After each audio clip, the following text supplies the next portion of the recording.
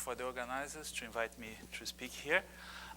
So we've been talking about networks, so I decided to start with a small network of the activities we have. It has to do with the talk anyway. So I've, for the last few years, been involved with a lab here, a small lab that's the latest one to start at IMPA. It's basically a lab for mathematical modeling in the applied sciences. And we have had a number of different projects in math biology, industrial math, and social sciences. These things are not unconnected. They are actually connected mostly through the work I've been doing on inverse problems and calibration issues. But one of these problems has to do with a big project we had and still in a smaller size have with Petrobras, and it's related to the so-called real options and quantitative finance. In a certain sense, it also connects to social sciences and, well, vaguely to math biology, but that link's a bit weaker. Okay, so let me try to describe a little bit the math finance problem, which is related to this so-called field of real options. We, in many big corporations, and whenever the corporation starts a project, it has to decide, is it worthwhile or not to invest in this project. So before investing, they actually do lots of simulations, and they do simulations by making use of some kind of oracle where they simulate the different processes in the company. So for example, they have a big plan of, of supply network of Petrobras, for example, and they have the supply network, which is then optimized according to different costs. For example, if the price of some commodities are higher in one region and lower in other regions, better to buy in the lower regions, in the lower price regions. Anyway, so basically, in this game, there is some kind of complicated function which is usually only computationally available, it's not explicitly available, where you have some traded assets, some non-traded assets, and somehow your strategy would be, according to these different prices, to compute some kind of cash flow with the project, without the project, and then look at the difference. Under natural, real conditions, these things are all random variables, so we are talking about stochastic processes. Stochastic processes which, on the other hand, are somehow observable as time goes by, but you don't know what's happening in the future. So the best thing you can do is somehow compute some expected value given the information you have at a certain point. And therefore, what you really want to do is at a certain time t, compute the expected cash flow given the information you have of the observed assets. And this type of equation turns out to be extremely interesting. This is related to stochastic optimization, dynamic programming. And by looking at a problem that was actually posed to us by people in the financial division of Petrobras, we started asking ourselves, how good can we approximate these things if this oracle is somehow an approximation itself, it has uncertainties, and the information you get is all based on a large number of assets, but only observations that are very, very discrete. So there are a number of numerical and practical issues here. So if we go back to the title of the talk, I started talking with Emmanuel Gobet and with his student at Polytechnique, and we actually came up with some numerical and computational technique, which is it's now a paper submitted to SciAm, Journal of Numerical Analysis. It's on the final revision, so hopefully it's going to be out eventually in about 10 years or so. And so the talk can start actually now. We are interested on general dynamic programming problems. So these problems are of the form, you're going to compute some expected value of some Markov processes, if you wish, given other Markov processes, and you are basically trying to compute this given a final condition. So this is a recursive thing. It's a kind of Jacobi-Bellman equation. And we want to somehow estimate this function. So it turns out that this problem is directly related to something that I feel much more comfortable with. Well, these days perhaps not, but I use it to feel much more comfortable with. Nonlinear PDEs of this form, where you're trying to find a function u that solves this backwards equation. So notice the plus sign here. L is the infinitesimal generator of a diffusion process. And you are given a final payoff. It's also related to optimal stopping problems if you put some kind of constraint condition, some kind of barrier or something like that. And it's connected to a field that became very, very popular in France and other places recently, backwards stochastic differential equations. So, as I said, the context we are interested on is basically a context where you have trajectories which are observed, and somehow your model that is underlying perhaps is not totally known, but is partially known, and you want somehow to get your best estimate. By the way, this is connected, of course, with inverse problems in applications in finance, biomath, control, and so on. In fact, in the end of this talk, hopefully I'll have time to give you two examples, one coming from applications in biomath, the other one coming from economics. So let me be more specific. So we have an optimal stopping problem where we are trying to find the essential supremum of some function or expected value of some Markov process. And one way of attacking this problem is by recursively starting from the end and coming back downwards.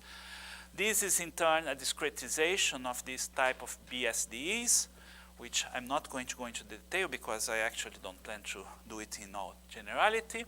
And as I said, it's related, for example, to semi-linear parabolic PDEs. So this is the type of equation where you have some function u, which is undergoing, is related to a diffuse process. Of course, I put 1/2 here, but in general, it's not going to be 1/2. It's going to be some diffusion constant. In general, actually, it's going to be some covariance matrix times its adjoint, so it's much more complicated than that.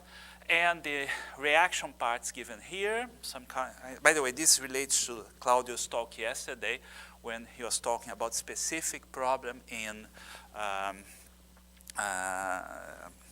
some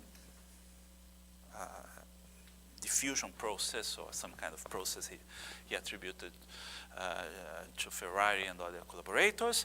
And so this is the basic equation underlying that kind of study. Of course, he's getting results in totally different directions. I'm doing numerics here. And the final condition is this function g of x, which in many applications, especially in math finance, is related to the payoff of your option or something like that. And it's related to solving or finding a process y such that it satisfies this integral differential equation with stochastic terms. And so these things are all connected. And if you like to go into more details, please talk to me or take a look. We have reference. By the way, this is very standard by now. There's a beautiful book by Pardue, which is reference 14 in the talk. So the basic problem we have is then to, given these approximations between, let's say, I plus 1 and n, finding some kind of estimation of yi at time I. So you have something that happened in the future. You want to estimate this yi at time I, or ti. And we use a large number of simulations usually. We, in fact, want to use resimulations, this idea of resampling. So this is connected to some concept in statistics called bootstrapping. It's not exactly bootstrapping. It's related to, and I re-emphasize this because this was actually a question the referee asked us, and we made it very clear that it's not bootstrapping. We then want to find this conditional expectation. So there's a beautiful fact about conditional expectations that one has to teach students many, many times, and we have to teach ourselves by repeating to ourselves, eventually we learn, is that basically when you are trying to compute these expected values, you are finding a regression, so you are actually projecting into a lower dimensional space, which is this related to the sigma algebra generated by this process xi. And so basically, this is what one wants. One wants some kind of, let's say, library of functions of this xi where you are going to project. So this is another ingredient in our approach. So the question then is, what if the model parameters for this process x are partially unknown or partially known, let's say, and only a small set of historical data is available? So, example, you have prices of commodities that you're observing in practice. You have long historic time series of these things, and what you want to do is somehow, from those things, you want to estimate what's your expected value of a certain contract, which is going to be due way in the future, and you want to know it today, this expected value.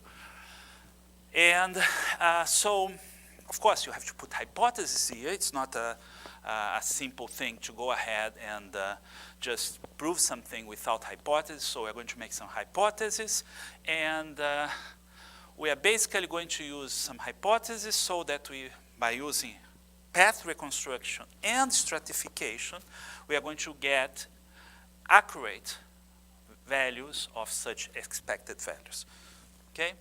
So let me, before I go into the technical part, let me give you the take-home message, so something that you can write home about. If it's worth writing home, I don't know, but it might be. So we are trying to solve dynamic programming equations related to a Markov chain via regression-based Monte Carlo methods. As I said, these are connected to BSDs and semi-linear parabolic PDEs. We combine stratification, which is a fancy word to say you're going to cut your space in different regions, and you're going to work with these regions separately, perhaps in parallel. Resampling, to compute the solution using only a small part of our problem, of our root paths, by root paths I mean observed paths, okay? We do not assume full information about the model. So I don't assume that I know, for example, what's the precise dynamics. I know that it might be some kind of stochastic differential equation. I know that it is perhaps a geometric Brownian motion, or it is an arithmetic Brownian motion, a mean reversion problem, a mean reversion or Sand-Lenbeck type motion.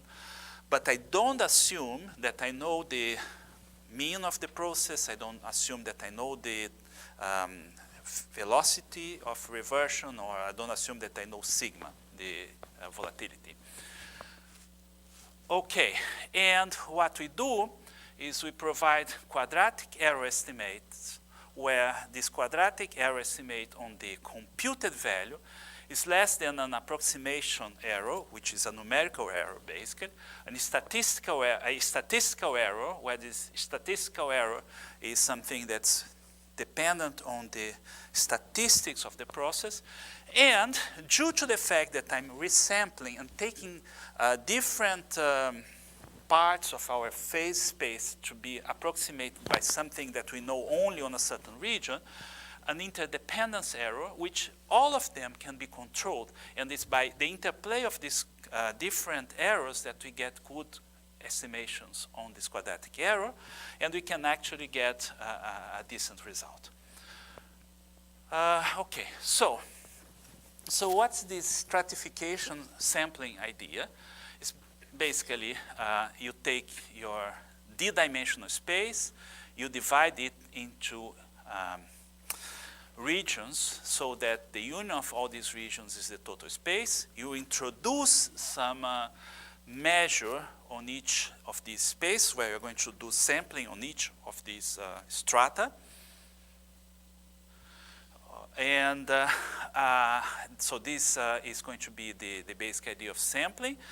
In practical situations, you use some kind of Laplace or Pareto type distribution, but you can use more general ones. Now, with this strata in hand, now we take observations of our process. So this is the data that's coming in, and we extract the noisy parts, the part that we assume that there is some kind of function between your data and the noise. And I'll give you 3 important examples where this can actually be done. And now we resample by simulating these trajectories in different starting points. And from there we get a sample of different parts of the space and get good estimates. So to apply this procedure, we need much less information than knowing the precise model at full. We need only to see what's happening in the paths and perhaps directly use this to compute the Monte Carlo simulations in such a way that you get a good estimate for your result. Examples. Let me be very, very basic here. Suppose you are working with some kind of arithmetic Brownian motion with perhaps mu and sigma variable. And by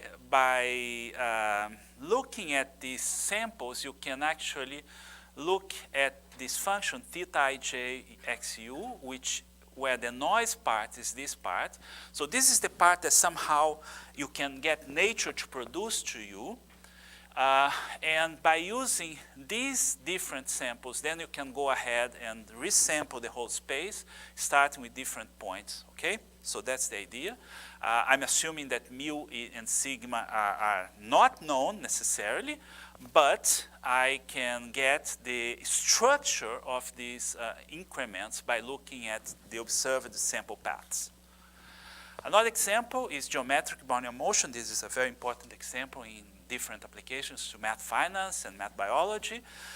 So we take the log of the increments, and by just repeating what I did before, instead of sums, we have multiplications, and we are back to business. Another example is Austin-Uhlenbeck. In this case, you can do it in a general situation where you have a matrix A and a matrix covariation, matrix sigma, so this can be done in full generality. Of course, all these things are not trivial if you have a very complicated process, but try to do it directly without knowing anything and see that it's at least some way to attack the problem. So, so here is the idea in a picture.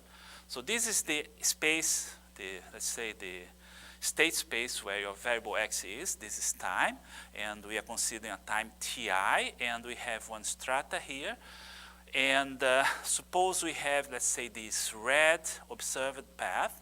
We have this purple, magenta, something, path.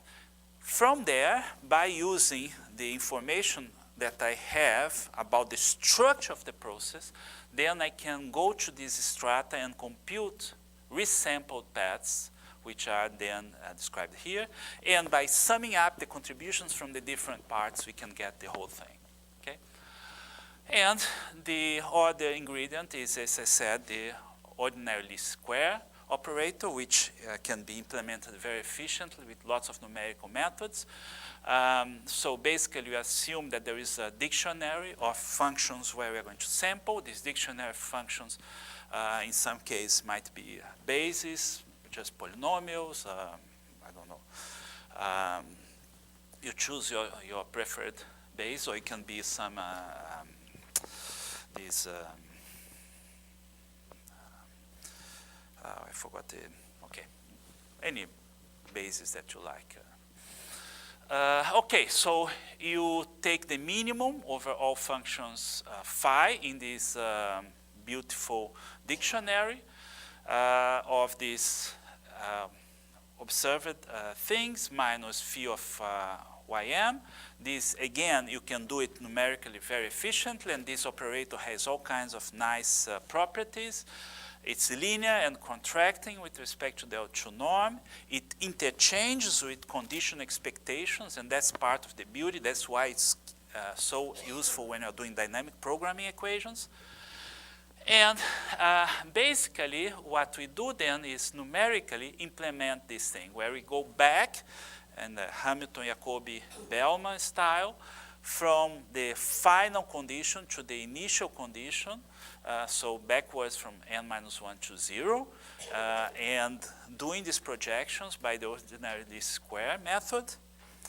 And I don't really have time to go through the details, but basically the method consists in taking the samples according to this stratified law nu k, constructing the paths in each of these strata, computing the ordinary least squares, and then use, if necessary, some kind of thresholding process. This is just to make sure that things are under control and don't get out of the strata, and this can actually be controlled very well. And finally, get a good estimation by summing over the different strata. So that's the basic idea.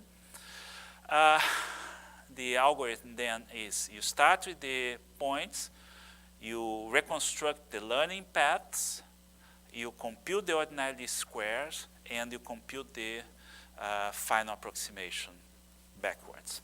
This has cost O n square mk, and it can be trivially parallelized if necessary.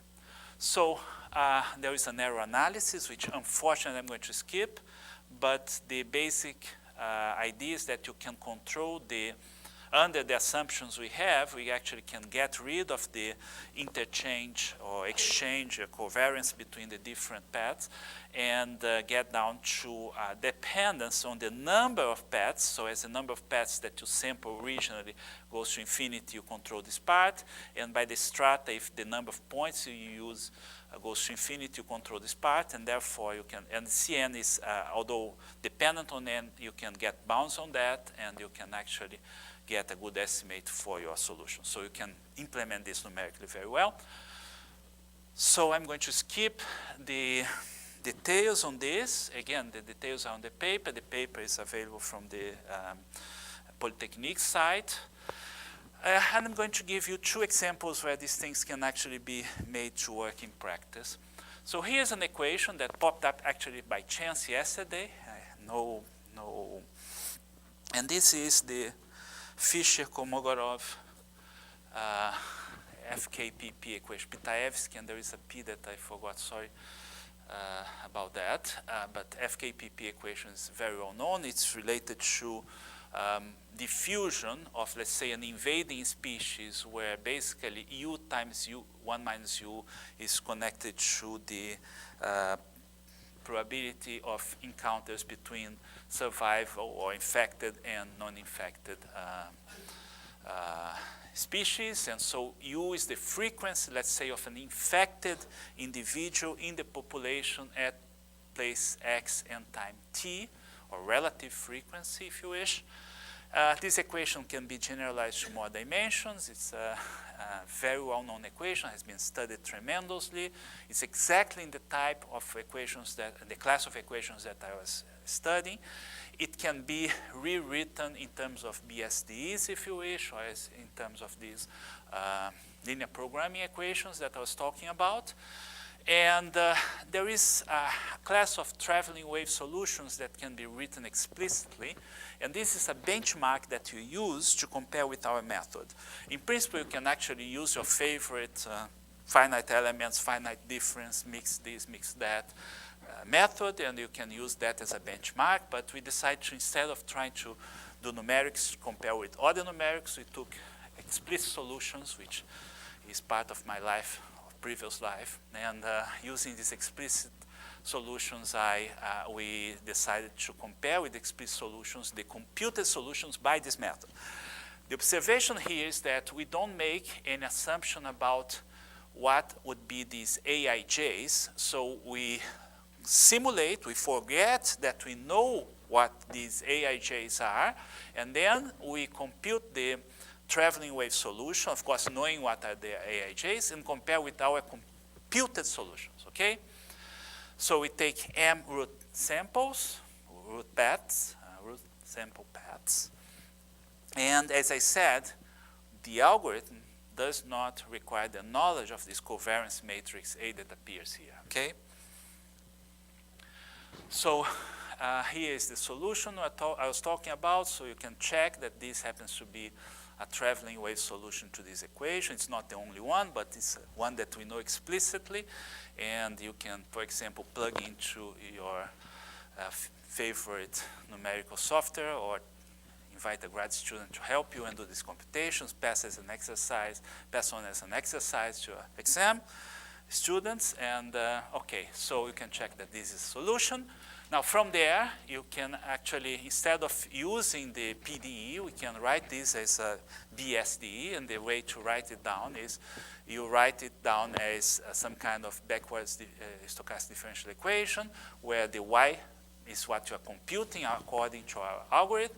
It turns out that y at times t is the value of u evaluated t, given that we are at time t at the position pt, okay? And this is then the way to, so in other words, I'm computing u at time t at a place pt. And then you get the solution to this final value problem. So the results, let's say in one dimension, you can get the estimates. We check actually that our estimates are really satisfied in this case with the numerical method. In the numerical implementation, the sampling here is done according to this law, okay? And on the top, you have the true solution. On the bottom is actually the computed solution with 50 sample paths. So you see it's a rather small number of sample paths. You see a little bit of wiggling here, and this is natural. It's a random, it's a Monte Carlo algorithm. You don't see perfect paths, but this is the result of adding the contribution of 50 paths. Okay, and k equals 200 means we took 200 steps in the regression. So we took 200 steps in this regression because we are approximating this by a discrete time phenomenon. Oh, these are the actual results. We do different runs, and as you can see, this is going up in m and k. So we get better and better results as the number of paths goes to infinity. Two-dimensional case, this is what you get in 2 dimensions. This is the numerics, and this is the actual solution. As I said, we don't assume these things are actually known. We only take the paths, and from those paths we compute the solution. You see here the invading behavior of this thing. So the upshot is that we are able to obtain a fairly accurate solution. There is a decoupling of the approximation and the statistical errors. We get accurate approximation. And the other example actually is related to an economics problem, but in the interest of time, I'm running out of time, right? Well, let me just mention the problem because it's a fun problem. We cooked up some example of a travel agency which wants to launch a promotion, let's say travel to Brazil. Let's say they want to do this promotion a good time in the UK when the weather is bad there and the weather is good here. But of course, there is a problem of exchange rates between the pound and the real. Perhaps there was some kind of event in the UK that made the pound go down, perhaps some kind of decision on a voting thing, and the pound went down. So people are worried about these things. They have long historical data about the exchange rates between real and pound. And they have also long data about the temperatures in both the UK and Brazil. And of course, if the difference of temperature is high, then it's understand that people want to come here for the nice weather. If the exchange rate is good in the pound direction, then it's also a good idea. If the exchange rate is bad, it's a bad idea. So we model that. We model that as 2 different stochastic processes. One is x1 like this. The other one is some kind of Brownian motion with some kind of drift thing. By the way, this is a martingale if you didn't notice yet. But so this is the difference between an average, let's say, temperature. But you can use other models, of course. And then the question is, when is the optimal time to launch this? And the way then you set up the problem is by these dynamic programming equations. This is a description of the cost functions, the kind of and campaign effectiveness. And we set up the problem. And we actually get a value function for your problem. This function is actually something that you can compute with very, very good numerical methods, but you can also compute with historical data, for example, using data from the stock exchange and using weather tables. And so what I show you here is the difference between the computed solution by our method and the exact in the sense of a good numerical method with all the kind of techniques that you need. And you see that the difference is in a very, very much smaller scale than the actual solution. And so this shows that you can actually compute this. From there, you can actually get tables like this, basically with the 20 years of weekly temperature and FX data, we can expect a good, accurate solution. And so the upshot of my talk is we design a non-intrusive in the sense that we can use data from observed paths, combine this with regression Monte Carlo methods. We compute this solution to the semi-linear PDEs, or equivalent dynamic programming equations. We provide error estimates, and we illustrate in 2 examples. So thank you very much for your attention. Okay, we have time for one question.